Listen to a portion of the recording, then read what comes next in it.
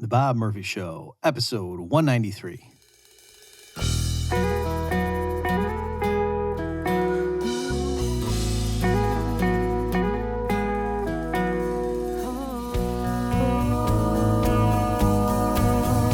There's a tidal wave coming. What you gonna do?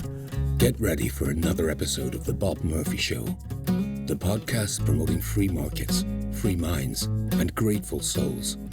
It's your source for commentary and interviews, conducted by a Christian and economist. Now here's your host, Bob Murphy.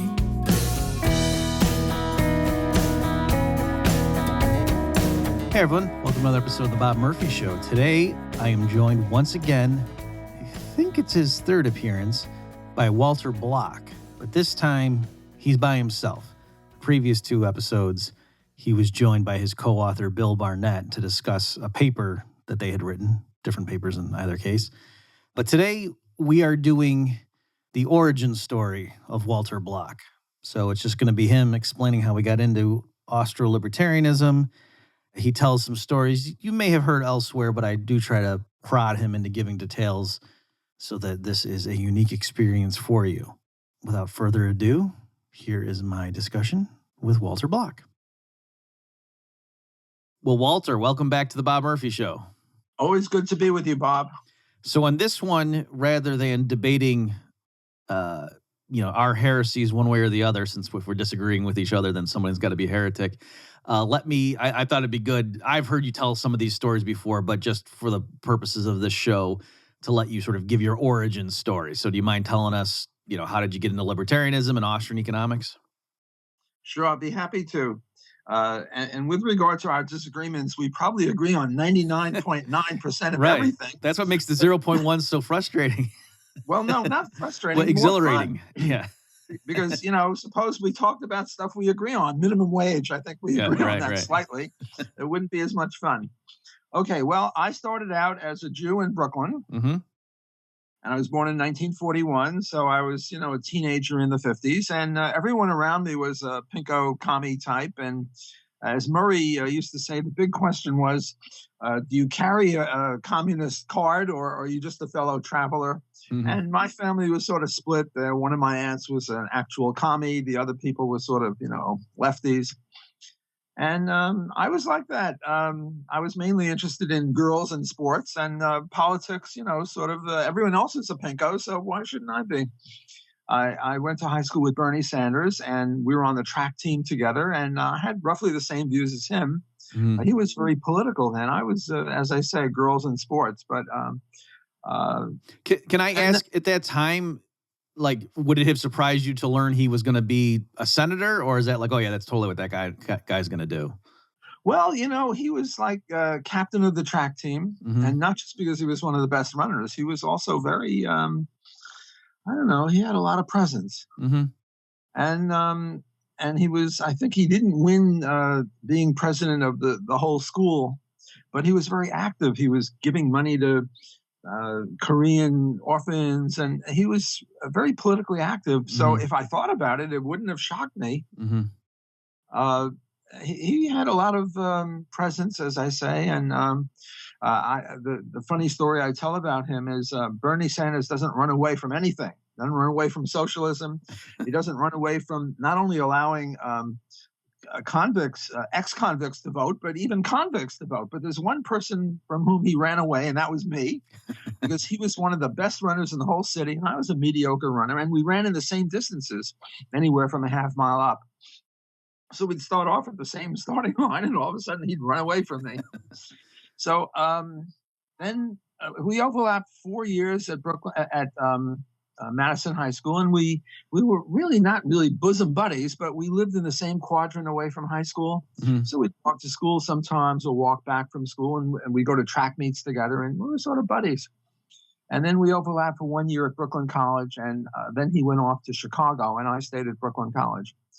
And I was sort of a pinko, and then Ayn Rand came to speak at Brooklyn College.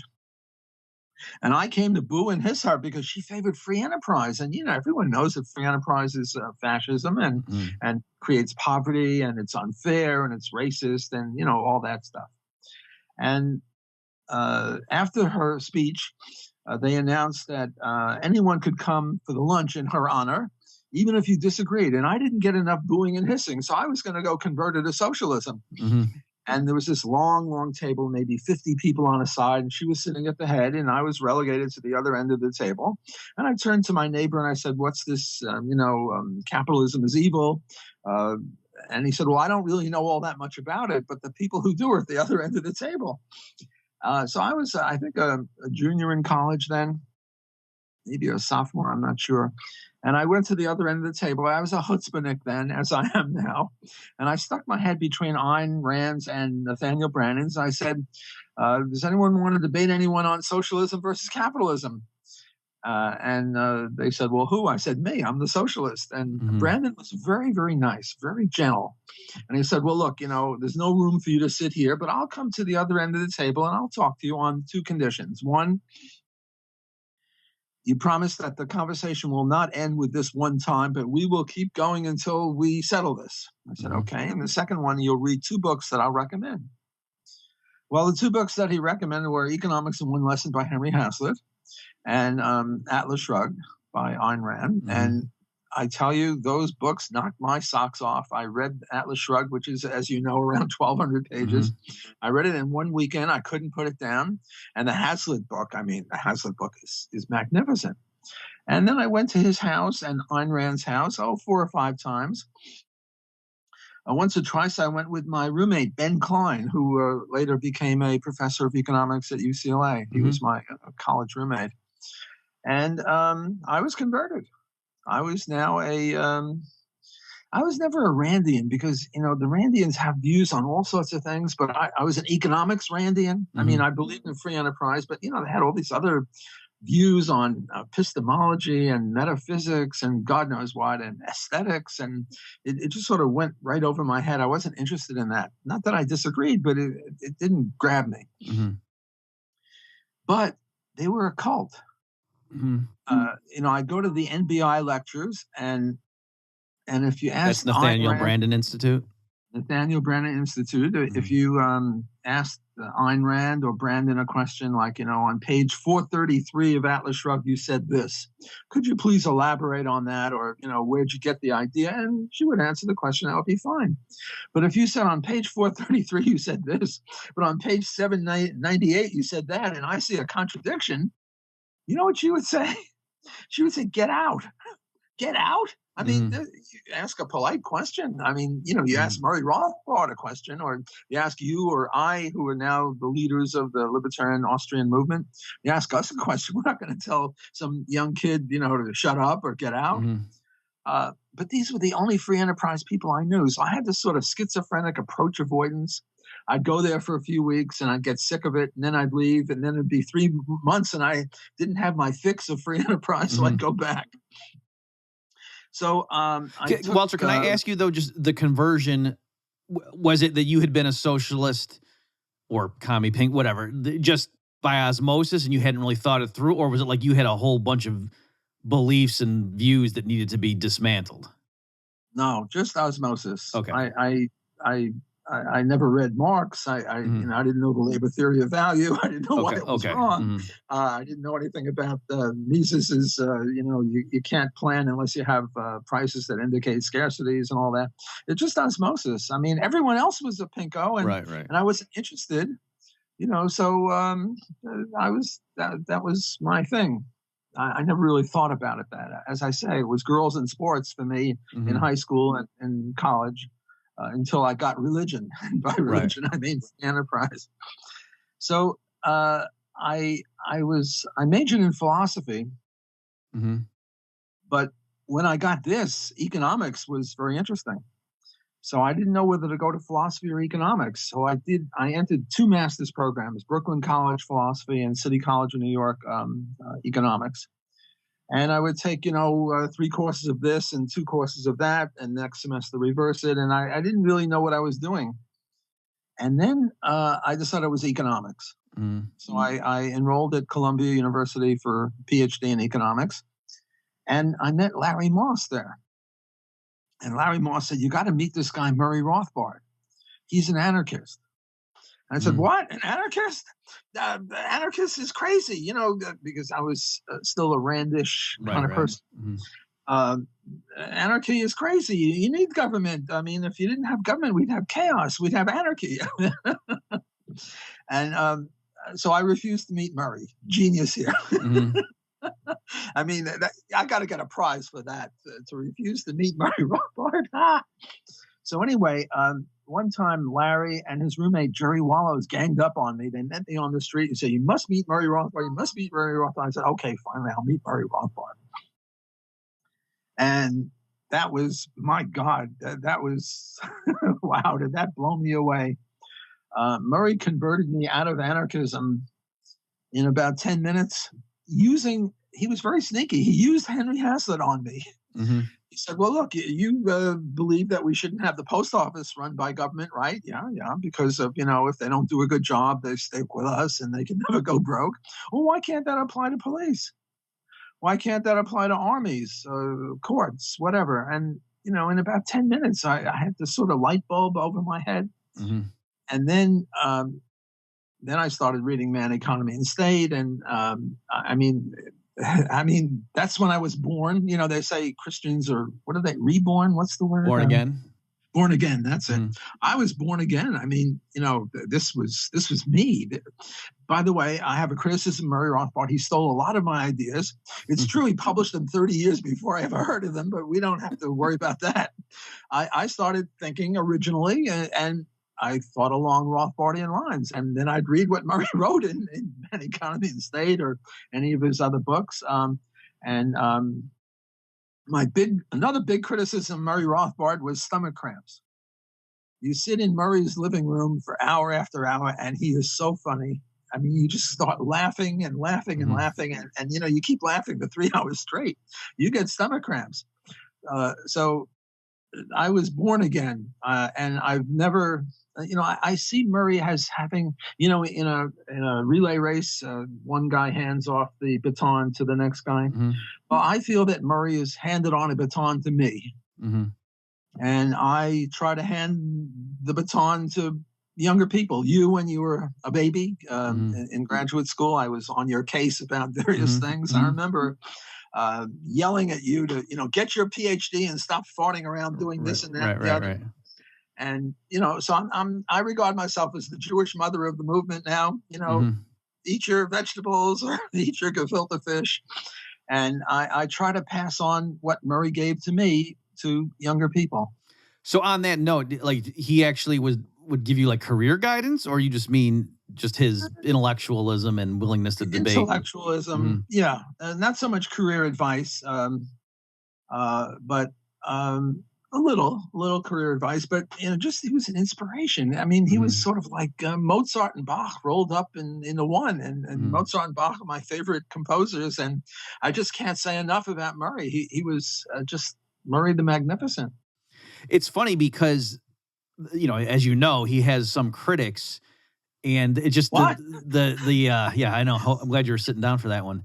But just the disparity, you know what I mean? Like, people like, it's not just, I think he's wrong. It's like, this guy is a monster. And yet when you hear people who knew him and, they were like, that's like the number one thing is like, he was so funny. Like, he's always cracking jokes.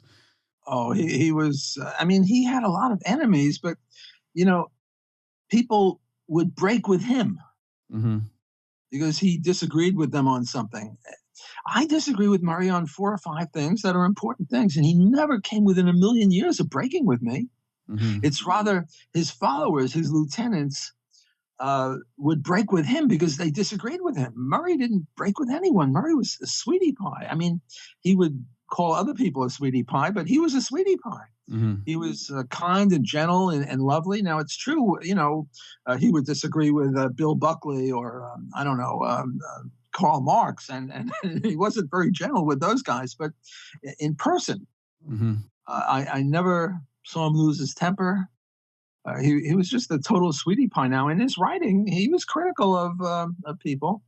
I remember one time when he first disagreed with Mises, his mentor, he was sort of, I wouldn't say scared, but uncomfortable. And yet he felt he had to. He disagreed with Mises on monopoly theory, for example. Mises thought that there could be such a thing as a monopoly on the free market, and Murray said no. But he was sort of tentative, not tentative intellectually, but the idea that he would be saying something against Mises was difficult for him. And I feel the same way. I mean, whenever you disagree with Murray, I mean, Murray's a genius. But that doesn't mean he's right on everything. And, I've disagreed with him, and probably I'm wrong on everything I've disagreed with him. But until I see, why I'm wrong, I'm going to keep disagreeing with Murray. But he was very gentle. He, on voluntary slavery, I must have bugged the crap out of him 15 times about voluntary slavery. And, he was, he disagreed, and he would say, let's talk about something else, or because we've done this over and over and over again. I was very intense. Still am a bit. So can you just tell us a little bit? I've heard stories about, you end up playing like Risk till 4:00 in the morning, that kind of thing. Were those did you know 2 weeks ahead of time, on this date we're all meeting at Murray's to play games and stay up all night? Or was it more like you just would stop by, or how did that happen? We pretty much met almost every night. Murray was sort of the person that your parents warn you against. Right. I mean, he would drink alcohol and stay up late. I mean, Murray went to bed at 5 in the morning, 6 in the morning, 4 in the morning, get up at 2 or 3 in the afternoon. There was a whole Murray Rothbard living room crowd: Leonard Liggio, Joe Peden, Bob Smith, Ralph Raico, Ron Hamaway, Walter Grinder, Jerry Wallows, and Larry Moss. And I'm probably forgetting 2 or 3 people. Joey, his wife, obviously, was there. We would just sort of gather. I forget. I don't think we just walked in. There was an invitation, let's get together Thursday night or Saturday night or whatever. And I remember when Carl Hess joined the group for a while, and it was just the Murray Rothbard living room crowd. The way I see the Mises Institute is just sort of the Murray Rothbard living room, bigger, right, and more systematic. I guess what I'm trying to, for example, in a given week, how many nights a week were people hanging out at his place? Maybe 2 or 3. Okay. All right. So that's all right. Not every night, but not once a week either. The best of my recollection, maybe 2 or 3 nights. I have to tell you another Murray story. Since you've got me on Murray stories. I started writing, and I write a lot. And early in my career, I would keep track of how much I wrote per day. And if I wrote 1,500 words, that would be very good in one day. And a lot of days it was 500 words or 800 words. And one day I got 2,400 words. And that was way above anything else I'd ever done. So I called Murray. I said, well, how many words can you do in a day? And Murray goes, who counts? Who cares? Something like that. And I kept pushing. And he finally, you know what he said? 800 words an hour. Now, 800 words an hour, that means, and it took me to do 2,400 words. It took me, I got up early in the morning. I stayed, 9 in the morning, and then 2 in the morning the next day. And that was 2,400 words. So in my 13 or 14 hour day, it was roughly equal to his 3 hours. Right. And, I'm not comparing quality. I'm just comparing quantity. I mean, he would. Now, look, a good typist could do more than 800 words. A good typist can do 100 words a minute, something like that. But, Murray would type and he would put an X, XXX something. This was before computers, obviously, on a typewriter. And that was his first draft, and that would go in, and that was it. Whereas, with less immortals like you and I, if I can put you in that position, you got to keep revising because this is no good, and you got to change that. But Murray just tossed it out there. He was really something. Do you think did he write it in his head and then just sit down to bang it out? The paper was kind of already in his head, or do you know about what his process was? I'm not sure about that, but I remember another story when Joey was saying, well, you have to, tomorrow you do with this paper. And Murray said, what? and Murray ran into his living, we were in the living room, and Murray ran off to his office, and for an hour he was clacking away, and he came back with a paper. So I imagine it sort of just, some people ask me, well, suppose you were on a desert island and you had paper and pencil, or you had a computer, or you had a typewriter, but nobody would ever see what you're writing. Would you write anyway? And I would, because I got to get it out of me. I want to see it on paper. I think I emulate Murray in that way. That it was in him, and it just had to get out of him. Right. Speaking of that, Murray and I are very similar in many ways. We're both Jewish, non-believers. We both got PhDs from Columbia. We both married Christian girls who were taller than us. What else? I'm sure there are other things. We're both Austro-Libertarians. And I have one thing I have to brag about to you. I don't know how many people can say this. I think maybe Hans Hoppe can say this also, but I once took Murray's class. That is, substituted for him at Brooklyn Polytech. Oh, okay. He couldn't make his class, and he asked me to take his class for him. And I don't think there are too many people that have ever done that. And and I've got one thing over Murray. I have the Murray Rothbard Medal of Freedom. Murray doesn't. That's good. Okay, so at that point, I guess you met him, and so then that's when when you were telling the autobiographical part, you were a master's. You were in two different master's programs, one philosophy and one econ. So then you just decided, okay, now I'm going to get my PhD in econ. Yeah. I was like in my first year. Murray converted me in about 10 minutes to anarchism, but it took me a year or two to get into Austrianism. Okay. I mean, the idea that you could have a synthetic a priori, that you could have something that was apodictically necessarily true, and you couldn't test it and you couldn't falsify it, and yet it had something to do with the real world and it wasn't a tautology. That was crazy. But, I had enough respect for Murray at this point that, anything he said I would take seriously. I wouldn't, just reject it. But it took me a long time to get that. And also, Murray used to say that the best time to be converted to Austrianism is 1 week before you get your PhD. Because if you get converted too early, you start arguing with your professors. Oh, okay. I remember arguing with Gary Becker. He was my dissertation advisor, a Nobel Prize winner, and my dissertation was on rent control, and my independent variable was presence of rent control, and my dependent variable was quality of housing, or amount of housing, or whatever, holding constant everything else that could affect that. And usually I got the right sign, namely more rent control, housing worse. And usually it was statistically significant, but every once in a while I get the wrong sign, and sometimes it was statistically significant. And I'd go to Gary and I'd say, look what I got. And if he were a real neoclassical, he would have said, I got this young genius Bloch who's going to change everything we know about rent control, because look at this dissertation. But instead, he was an Austrian. He said, Bloch, go out and do it again until you get it right. Namely, what was testing what? My crappy econometrics testing what we know about rent control, or rent control testing my crappy economics and finding my crappy econometrics not so good. Right. So, I have this view that if you scratch a good economist, a good neoclassical like Gary Becker, you'll find an Austrian in there.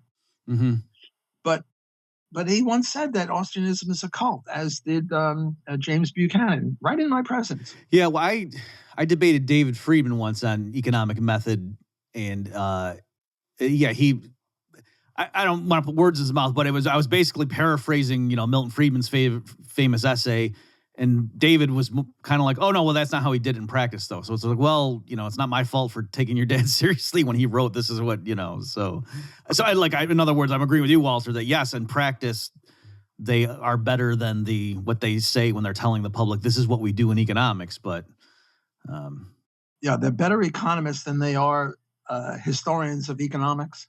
Yeah, right. That's the way I put it. Historians of economics, or as commentators on economics, they're really bad. But, they know what what the minimum wage law does. They know what rent control does. They're very good on those things. The Venn diagram, we overlap with them. They're free trade, favor free trade. Milton Friedman favored a unilateral declaration of free trade with everybody. Mm-hmm. You don't get that based on econometric analyses. Right. And the Carden-Kruger on what do you call it, minimum wage. These guys would say that, that's crap. Right. They were good economists. And they, as I say, if you scratch them, you find Austrianism in there. Right. But it's deeply embedded, and they don't like it, and they think it's cultish. Yeah, that's actually something I brought up in my debate with David Friedman. I said when it comes to like free trade, what makes someone a free trader? It's like reading Bastiat or something, the Petition of the Candle Makers. It's not looking at regression analyses. Like that would never convince somebody. But once you see it and you understand the logic, then it's like, oh, of course I'm for free trade. How could I not be? And look, there are plenty of econometric analyses that show no unemployment effects of minimum wage because they occurred too soon, or the minimum wage rose by 0.1%, and they show no effect. Well, that just shows your data is a little weak. If your data was better, you'd show it. Mm-hmm. So what do you think? I know we're running out of time here. What's your view as what the up and coming Austrians or Austro-Libertarians, I guess, areas that you think, oh, wow, we should have more people doing that. And I know you're not centrally planning the movement, but in terms of areas that you think, oh, wow, it'd be great if we had more people looking at these issues. Well, Austrianism is supposed to be about capital theory and interest rates and the business cycle. And we don't do as much of that. I mean, we're sort of all over the lot. But, as you say, I'm not a central planner, and everyone should, Bill Barnett and I co-author a lot of articles together. And one time we had 3 or 4 articles halfway through or 3/4 of the way through. And he said, well, what should I work on now? And my answer was, whatever is the most fun. We should have fun promoting liberty and promoting good economics. So everyone should write on what is the most fun for them at the time. And if it's, transactions cost, or if it's business cycle, or if it's free trade or whatever, who cares? Whatever it is. When I started out in this, there were no journals that would publish Austrian economics. You sort of had a beg your way, a plead or something. Now we have a Quarterly Journal of Austrian Economics, Review of Austrian Economics, Advances in Austrian Economics, and there are a few others in Matt Mackay in Poland and a few other people in South America. So happily, we now have outlets that we didn't have before. And we also have the Mises Institute, which is, a prodigious publisher of everything Austro-Libertarian. So things are a lot better now than when I started in this movement. Yeah. I don't know if you noticed this, but like when I was coming up, the advice that was given to young budding Austrian economists who wanted to go into academia changed. Originally, it was just keep it to yourself, get somewhere, get to the best place you can, hide it, then get tenure, and then maybe you can come out of the closet, as it were. But then it flipped at some point, and now I hear the advice that people give is to say there's enough places that would hire an Austrian, so you need to let them know who you are so that they can, I don't know how you feel about that. I am not as positive as you are. It's true. Like at Loyola, we have 4 out of 4 Austro-Libertarians. So if we're hiring someone like you, if we were thinking of hiring you, it would be a very positive that you're an Austro-Libertarian. But if you want to get a job at Harvard or Princeton or Stanford, I don't think you put your Austrian foot forward. So I don't think we're that accepted. And as I say, Buchanan and Gary Becker, both leaders of the mainstream, think it's a cult. So I don't think that we're totally out of the closet. We're partially out of the closet, and there are schools now, Texas Tech, George Mason, a few others in the U.S., several in Europe, Guido Holtzman is teaching in France, and obviously he'd be receptive to an Austro-Libertarian if he were hiring someone. But for the most prestigious places, I don't think that helps. Just to clarify those, but I think the counter response would be, whether you camouflage your Austria or not, you're probably not going to get hired at Harvard. Like, it's very hard to get hired as an economist at Harvard. So just saying, in general, if you're a young grad, like, tell the world who you are, because you're more likely to get a job at one of these, not top 5 universities. Anyway, whether you agree with it or not, I'm just saying, I did notice, I heard the advice from various people sort of change during, my lifetime. I'm not as positive about that as you. I have I am very lucky that I have maybe a dozen former students of mine at Loyola and at Holy Cross who are now professors of economics. Okay. And I just got one, and I'm not going to out him. Right. He got his PhD somewhere in California, and now he's got a job at a very prestigious place, not Harvard, but one step below Harvard. Okay. There are 5 Harvards of the South, Emory, Vanderbilt, Tulane. He's at one of those. And he won't even have dinner with me. Because he's afraid that someone will see him having dinner with me. And I said, okay, look, in 6 years when you get tenure, we'll have dinner. Meanwhile, I'm not going to have anything to do with you. And my advice to you is to just do econometric stuff. And don't be doing anything Austrian. Don't be doing anything libertarian. Just do the mainstream stuff and get that tenure. So he's not at Harvard, but he's at a sort of like Johns Hopkins would be another Harvard of the South. Right. He's at one of those, and I don't want to even say which one because I don't want to out him. And my attitude toward him is, well, we could sneak off and go to Metairie and have dinner, and no one will see us. But I appreciate his point. So I'm not as optimistic as you about how well received we are. Okay, well, that's fair enough. Fair enough. I guess the last question I would have is, do you have a sense of, are you optimistic or pessimistic, like in terms of the short term, just like the fate of freedom around the world? That I know in the U.S. things don't look so good, but then I talk to some people in other places and it's like there's more freedom over there. So do you have any sense of are you in terms of the near term optimistic or pessimistic? I'm very, very pessimistic. One of the best articles I've ever written was an attempt to understand why it is that Ron Paul gets 1% of the vote. I mean, in a well-ordered world, Ron Paul would be president, and Rand Paul would now be president, and we'd have freedom. Why don't we? And it's a sociobiological analysis, and it says we are the way we are nowadays because of what it took to live a million years ago. And for example, bathtubs now kill more people than snakes. Who's afraid of a bathtub? People are afraid of snakes. We are hardwired for some. Is the thesis of this, and it's interesting. This article was rejected by 45 journals before it finally got a hit. So I'm very, very pessimistic. I think my wife, my daughter, the Pinkos. Happily, my son is a libertarian. My sister, Pinkos. Pinkos are all around us. And they're very bright. My daughter is very bright. She's a professor of neuroscience at Indiana University. Very bright. Father bragging about his daughter, but total pinko. Where does that come from? They're hardwired. We're fighting biology. It's the rock of Sisyphus. We're pushing the rock up, and then the rock comes down. On the other hand, does that stop me from promoting liberty? Not one bit, because it's fun. I mean, I can't imagine what I would do if I didn't have this career to promote liberty and good economics.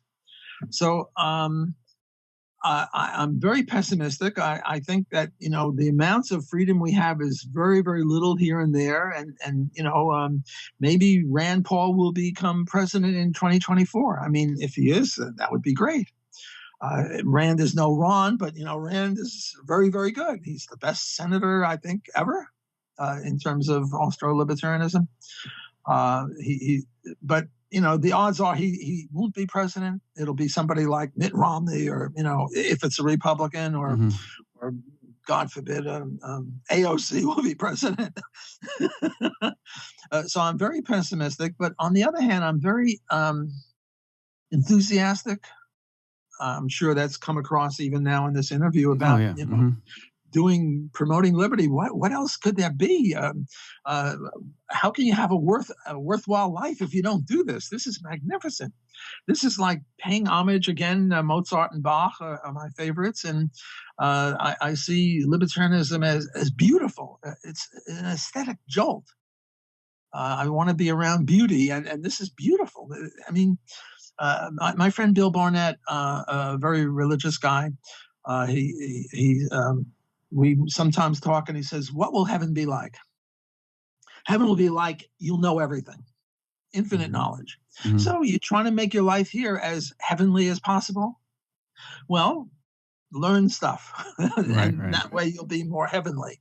Well, I would just add learn Austro-Libertarian stuff, and you'll have heaven on earth. So I'm trying to have a little heaven on earth by promoting liberty, and I can't think of anything that's 1/10 as much fun.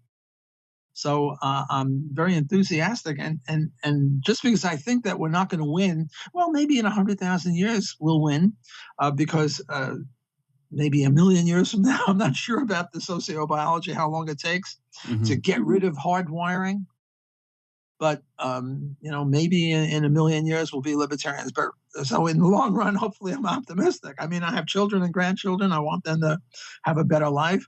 So I'm trying to promote liberty and good economics.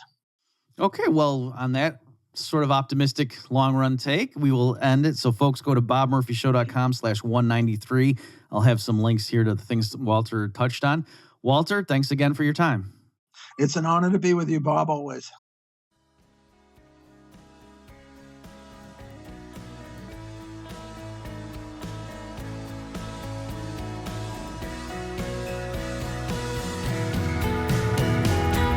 You've just experienced another episode of The Bob Murphy Show, the podcast promoting free markets, free minds, and grateful souls.